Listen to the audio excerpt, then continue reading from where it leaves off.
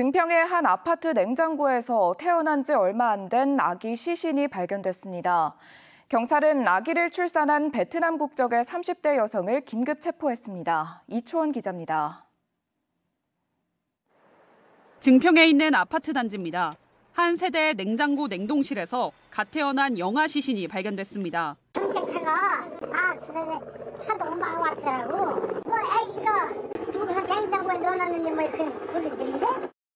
범인은 친엄마. 경찰은 베트남 국적의 30대 여성을 긴급 체포했습니다.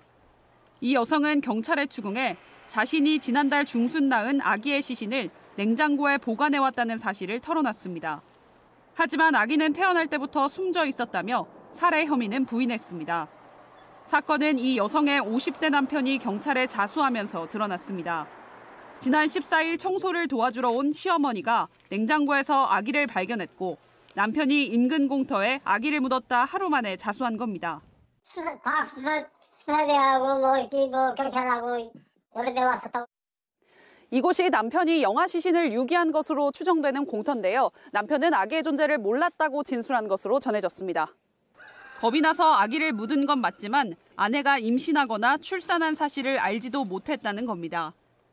경찰은 아기에 대한 유전자 검사와 함께 정확한 사망 원인을 확인하기 위해 시신에 대한 부검을 의뢰하고 친모에 대해서는 구속영장을 신청할 방침입니다. MBC 뉴스 이초원입니다. 청주 간첩단으로 불린 이른바 충북 동지회 활동가 3명에 대한 1심 선고가 나왔습니다. 첫 공판이 시작된 지 2년 4개월 만인데요. 재판부는 이들의 북한 지령을 받아 움직였다고 보고 각각 12년형을 내려 법정 구속했습니다. 이지현 기자입니다. 청주 간첩단, 충북 동지회로 불리는 협동조합 활동가 3명이 취재진 앞에 섰습니다. 국가보안법 위반 혐의로 재판에 선 지 2년 4개월 만에 열린 1심 선고를 앞두고 인터뷰에 나선 겁니다. 이들은 모든 혐의와 증거가 조작됐다고 입을 모았습니다. 다 헌법에 의해서 공개적인 활동을 계속 해왔던 것이고 그것은 검찰이나 국정원이 더 잘 알고 있습니다. 하지만 재판부 판단은 달랐습니다.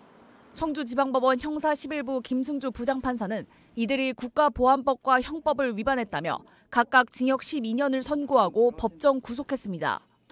지난 2017년 북한 지령에 따라 충북 동지회를 창설하고 이후 4년 동안 100여 차례에 걸쳐 지령과 정보를 주고받으며 공작금 2만 달러를 수수한 혐의가 인정됐습니다.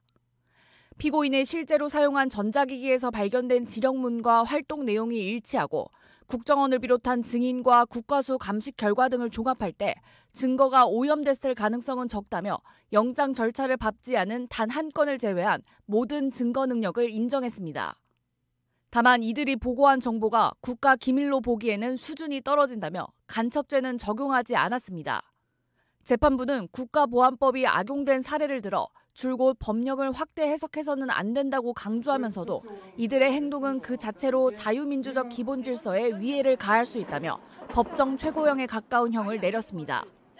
활동가들은 제3국에서 나머지 인생을 살기 위해 지속적으로 유엔에 망명을 신청하겠다고 밝혔습니다. MBC 뉴스 이지연입니다.